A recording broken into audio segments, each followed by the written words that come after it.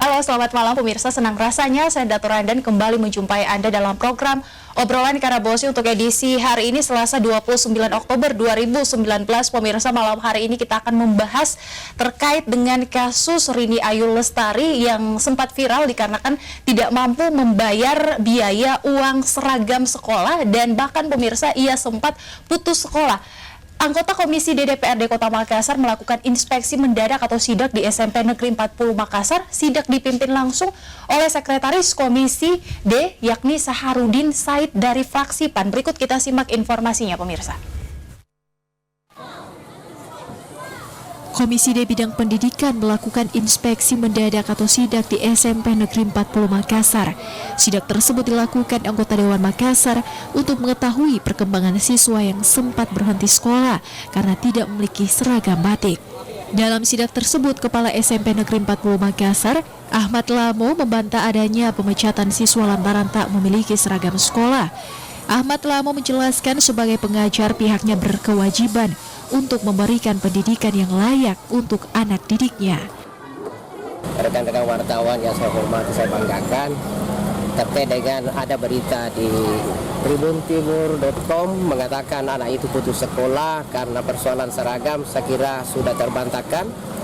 Terbukti dalam 2 hari ini anak itu datang di sekolah. Dan mengenai ada isi berita bahwa itu diusir, saya kira itu bahasanya berkelebihan ya, karena jiwa seorang pendidik tidak ada pernah mau mengusir seseorang, apalagi yang namanya peserta didik. Sementara itu, anggota DPRD Makassar, Saharudin Said, mengatakan kasus siswa yang tidak memiliki seragam perlu mendapatkan penindakan agar tidak menyebabkan anak putus sekolah. Kalau baju seragam silakan tanyakan ke pihak sekolah, karena kita tidak menanyakan langsung terkait masalah harga. Tetapi saya wallahualam silakan tanyakan. Kalau harga masalah sekolah yang tahu ya. Kalau seumpamanya Pak Dewan anak ini tidak mampu membeli baju sekolah, datang DPRD Makassar bayarkan. Kalau tidak mampu, iya nggak boleh. Kita ini ada banyak bantuan, ada bos lah, ada apalah, ya kan. Masa tidak ada? Ini sekolah negeri loh, ini bukan swasta. Banyak bantuannya ini. Kalau ada yang tidak mampu anak sekolah datang ke DPRD Makassar, nanti kita bantu.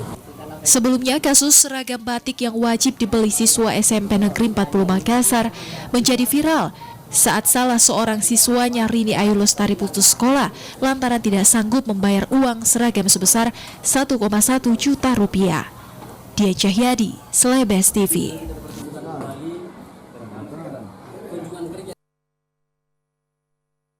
Menggugat pendidikan gratis, itu yang menjadi tema kita malam hari ini, pemirsa. Bagi Anda juga yang ingin bergabung, silakan di 0411-368-1002. Dan sudah hadir kedua narasumber saya di studio. Yang pertama ada anggota Komisi D DPRD Kota Makassar, Al Hidayat Samsu. Selamat malam, apa kabar? Selamat malam, alhamdulillah baik. Terima kasih sudah bersedia hadir malam hari ini. Dan narasumber kita yang kedua, pemirsa, ada pengamat pendidikan Bapak Saharudin Yasser. Selamat malam, Pak, apa kabar?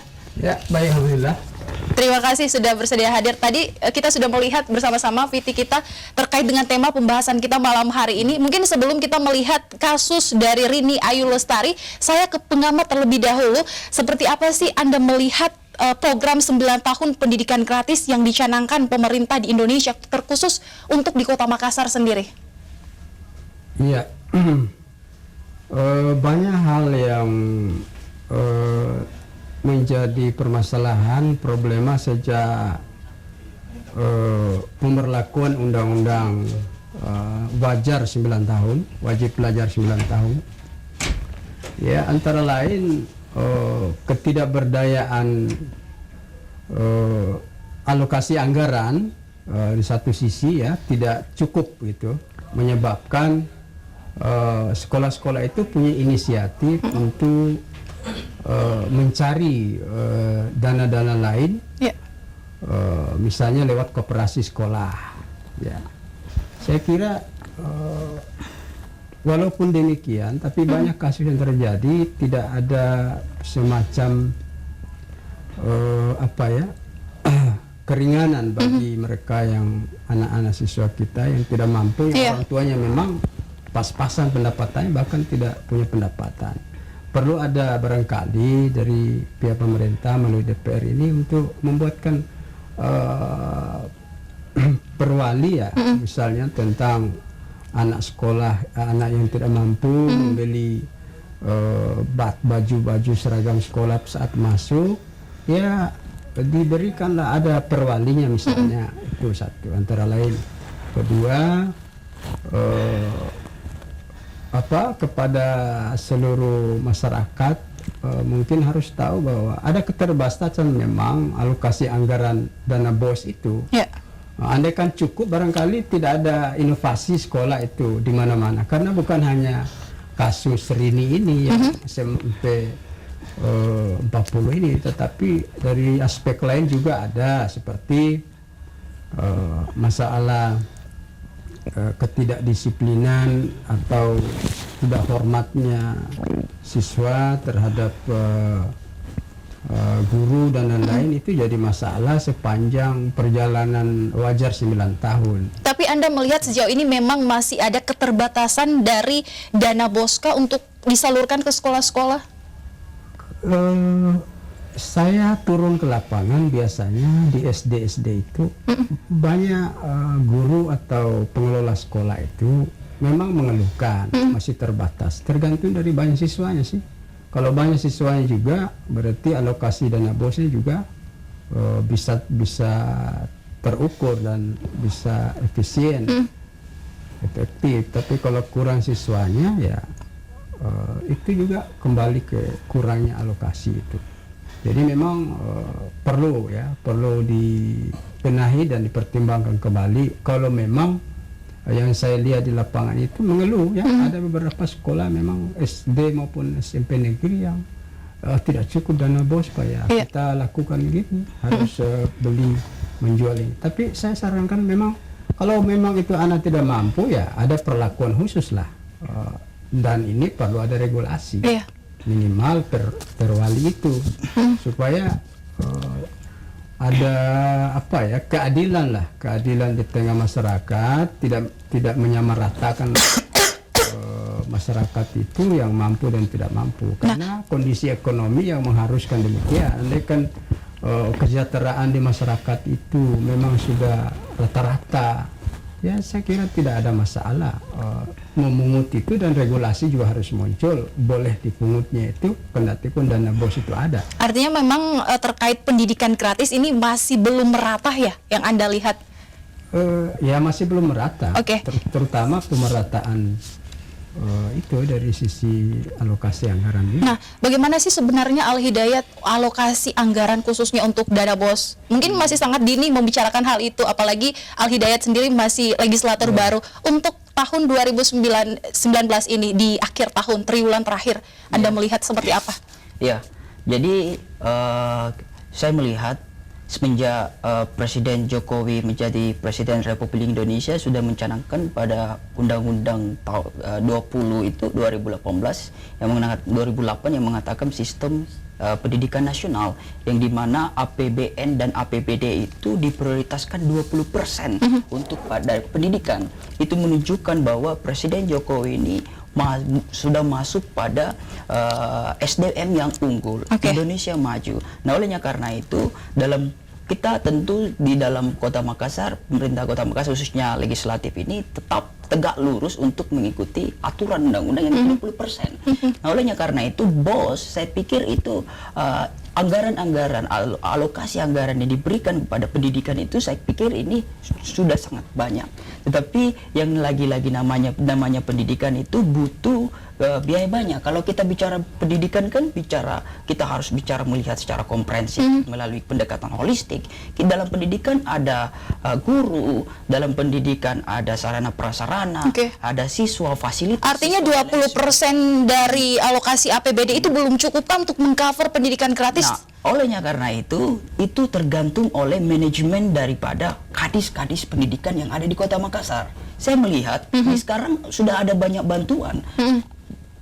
Ada BOS, ada gratis, ada yang kemudian juga KIP, Kartu Indonesia Pintar. Kalau di swasta ada KIS, yang dimana itu ditanggung oleh pemerintah, oleh dalam data-data sosial. Pengelolaan dari pemerintah bagaimana? Karena itu saya melihat saya melihat manajemen pemerintah ini yang kemudian perlu banyak inovasi lah dalam konteks mengelola anggaran. Karena ke dalam konteks anggaran ini sangat banyak bantuan-bantuan sangat banyak. Saya ambil contoh seperti Bapak mengatakan tadi, untuk mencari uang di dalam sekolah itu bisa melalui koperasi, bisa juga melalui komite. Kita melihat komite sekarang ini sangat baik, tetapi dikelola oleh guru dan kepala sekolah. Nah, sehingga saya melihat adanya banyak garis merah sehingga dia ditangkap korupsi dan lain-lain. Harapan saya komite-komite juga di sekolah itu dikelola bukan guru dan kepala sekolah, tetapi oleh orang tua siswa yang ada di situ, sehingga bisa mengakomodir anggaran yang ada di sekolah. Nah, pengelolaannya tidak transparan, Anda melihat seperti itu kan? Perlu transparan. Saya cukup transparan, tetapi dalam konteks manajemennya itu saya pikir belum sangat baik untuk diterapkan. Ini bisa jadi mengindikasi adanya korupsi kah di lingkup pendidikan? Saya tidak mengatakan demikian, tetapi ada peluang untuk itu. Tetapi saya tidak ingin masuk dalam situ. Saya, karena kita sebagai anggota DPR baru ingin menciptakan suatu solutif untuk Kota Makassar. Saya tadi habis dari sidak juga, ikut sama rombongan Komisi D. Kita ketemu sama kepala sekolahnya. Kita panggil semua wali kelas, dan kecuali kita tidak panggil siswa itu tersebut, karena takutnya psikologisnya dia itu makin down gitu. Nah, ternyata permasalahan yang di lapangan itu persis apa yang saya rasakan semenjak saya menjadi guru. Saya kan juga dulu guru olahraga. Bagaimana anak-anak itu hanya miskomunikasi aja ini, Bu. Jadi kita di universitas diajarkan itu, di UNM, saya di UNM olahraga, saya guru olahraga, diajarkan untuk mencari diksi-diksi yang baik penyampaian informasi untuk siswa. Karena yang namanya kelas 1 itu psikologis kelemahan kelemahan siswa itu cepat tersinggung dan cepat patah. Oleh karena itu guru-guru sekarang ini harus diberikan akademik profesional guru, sehingga mampu memberikan suatu informasi tapi tidak kemudian menyinggung secara materi, personal dan lain-lain sebagainya. Dan itu kemudian yang terjadi pada saat ini dari kasus Rini. Ini yang terjadi, hanya miskomunikasi yang terjadi. Seandainya saya di sekolah, saya ada yayasan pendidikan lain yang ada SD, SMP, SMK, dan SLB. Dan saya banyak mendapatkan persoalan seperti ini. Tetapi tidak kemudian menjadi viral seperti sekarang, karena kita mampu mengelola. Ketika, misalnya, saya ambil contoh. I'm going to give you an example. For example, like, contoh, misalnya, anak itu datang ke saya, bahwa dia tidak ada baju olahraga, karena tidak mampunya membeli baju olahraga. Nah, secara psikologis anak-anak itu tidak bahagia, tidak senang, tegang dalam konteks pelajaran itu. Makanya kita pihak sekolah punya inovatif baru untuk menyediakan itu. Karena seperti Jokowi dalam pidatonya waktu waktu setelah dilantik, jangan dong monoton bekerja seperti terus. Beri dong inovasi baru dalam rangka untuk pelayanan masyarakat yang cepat dan efektif untuk masyarakat. Nah, oleh karena itu yang persoalan yang kita dapatkan tadi adalah hanya miskomunikasi antara tenaga pendidik dan siswanya. Nah, itu saja yang menjadi persoalan. Nah, harapan saya, kita kemarin sampaikan ini, kita pastikan di Komisi D Kota Makassar bersama anggota jangan sampai terulang lagi nih. Jangan sampai terulang lagi. Kita sebagai tenaga pendidik menjadi teladan untuk anak siswa. Jangan memberikan suatu moral yang tidak baik untuk siswa. Karena saya percaya, yakin dan percaya. Saya yakin dan percaya. Jadi saya berikan gambaran luas dulu, Pak. Kenapa sekarang ini di fenomena guru dan anak ini menjadi seksi di Indonesia, khususnya di Kota Makassar? Karena budaya-budaya yang kita pakai di Kota Makassar ini tentu is totally driven between di Jawa. Sangat beda dengan Jawa dengan di Makassar. Kenapa, Bu? Karena di Jawa budayanya itu penyampaiannya memang mulus, rapi. Tetapi di Makassar kita punya action yang itu beda. Nah, olehnya karena itu saya berinisiatif di DPRD Kota Makassar. Saya inginnya didukung oleh seluruh pihak-pihak elemen yang ada di Kota Makassar. Saya ingin membuat suatu terobosan baru. Saya melihat sekarang Undang-Undang Perlindungan Anak sangat baik, dan Undang-Undang Perlindungan Guru dan Dosen itu sangat baik.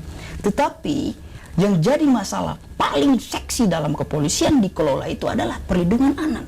Sementara Karena ketika ada suatu masalah di lapangan, di guru selalu menjadi bulan-bulanan untuk diperiksa oleh di polisi. Nah, olehnya karena itu, saya melihat undang-undang anak ini sekarang jauh kemudian melampaui undang-undang perlindungan guru.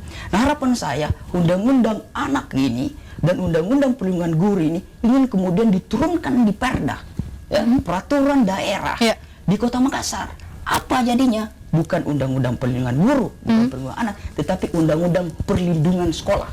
Supaya apa tujuannya? Supaya perlindungan sekolah itu dilindungi anak, staf, kepala sekolah, sehingga permasalahan-permasalahan yang ada di sekolah itu kemudian diselesaikan di sekolah, tidak di polisi. Karena saya yakin percaya di sekolah itu semua itu tenaga-tenaga pendidik yang kemudian memberikan teladan untuk siswa-siswa yang ada di sekolah. Nah, saya ke Pak Saharudin. Pak, Anda melihat sejauh ini sebenarnya alokasi pendidikan gratis khususnya untuk di Kota Makassar sudah cukup transparankah proses pengelolaannya? Saya melihat sudah, hanya saja ada keluhan alokasinya itu yang kan APBN undang-undang sudah mengatur 20% dana pendidikan. Iya. Tapi hingga hari ini kan belum sampai 20% kesediaan APBN maupun daya serap anggaran, ya kan? Ada saja karena ketakutan misalnya, sehingga mereka terkadang sekolah-sekolah, ada sekolah yang menolak bos malah. Nah, jadi persoalan kembali ke ini ya, ke gratis ini, menurut saya pendidikan gratis itu kan tidak ada istilah lagi tidak gratis, semuanya harus gratis mestinya kan, idealnya. Jadi gratis pakaian biasanya 3 pasang ya setiap sekolah itu, pakaian olahraga, pakaian batik, ya mungkin satu lagi, ya minimal 2 itu dalam setiap sekolah negeri itu. Ya mesti setiap negeri itu sekolah memang idealnya sudah diprogramkan, dialokasikan anggaran untuk baju anak-anak yang masuk itu melalui dana BOS itu. Oke, berarti sudah tercover di dalam dana BOS ya Pak ya? Ya mestinya, tapi mereka saya jumpai di bawah ya, mengatakan sebagian masih belum cukup. Ya mungkin karena yang mengatakan itu pihak sekolah kah atau? Ya sekolah, guru malah yang kelola koperasi. Kenapa? Katanya karena harga itu kan naik ya, jadi tidak sesuai dengan, tidak cukup untuk misalnya harga baju batik dan baju olahraga itu taruhlah rata-rata 300.000, kan sudah bisa sebenarnya. Tapi ada rata-rata sekolah mentargetkan ya 1 juta lebih ya, seperti Rini ini 1,1. Nah, ini angka cukup tinggi kalau kita lihat, apalagi melihat ekonomi menengah ke bawah ini cukup susah untuk besar. Di SMP 1 misalnya 850. Nah, saya melalui kesempatan ini juga karena di sini kan ada 100 panti asuhan, di mana panti asuhan itu membina 30 anak dalam panti rata-rata. Itu mestinya digratiskan, tetapi karena tidak ada aturan yang menggratiskan anak yatim itu ya bayar juga, persoalannya seperti itu. Nah sekarang kalau ada aturan misalnya minimal perda perwali atau perda misalnya nanti lebih ke atas lagi, ya mungkin bisa terakomodir semua itu. Persoalan miskomunikasi, karena miskomunikasi itu kan menyebabkan tidak ada aturan yang mengikat atau yang memayungi. Kalau sudah ada aturan semua itu, saya kira guru-guru yang tadinya gara-gara tidak bayar ini tidak mampu, tidak seenaknya melakukan yang tidak bijak seperti ini, menyebabkan jadi viral. Yang rugi kedua belah pihak. Ya anak tadi juga mungkin merugi di satu sisi, guru juga, nama sekolah juga kan jadi tidak bagus. Nah saya kira tujuannya kita semua itu kan undang-undang pendidikan, undang-undang perlindungan anak tahun nomor 23 tahun 2003 dan di amandemen yang undang-undang nomor 20 tahun 2014 itu saya kira sudah cukup memuat. Sekali lagi tadi ini masalahnya menjadi terbalik ketika guru melakukan pendisiplinan terhadap anak-anak siswa, malah guru kan jadi babak belur. Nah itulah ada ketidakadilan sinkronisasi antara undang-undang perlindungan guru, perlindungan anak tadi. Nah seperti yang terjadi di Ternate pada tanggal 9 Oktober. Artinya memang hari ini bukan menjadi satu-satunya banyak sekali kasus. Masalah baju batik juga terkait dengan di dunia pendidikan ya. Sekolah. Nah itu Ternate itu tanggal 9 Oktober 2019 lalu itu di SMA Negeri 7 Pulau Moti itu Ternate Maluku Utara, itu si korbannya Yusran meninggal dunia gara-gara gurunya memukul pakai penggaris ya oleh gurunya itu ya Fajrin Samsudin itu sudah 9 tahun ya ancamannya. Kenapa? Karena tidak pakai baju batik, tidak baju sekolah.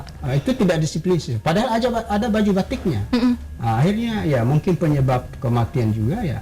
Saya kira mungkin apa-apa saja yang perlu dibenahi di pihak sekolah akan kita bahas pemirsa di segmen selanjutnya. Kita break dulu, tetaplah bersama kami di Obrolan Karabosi.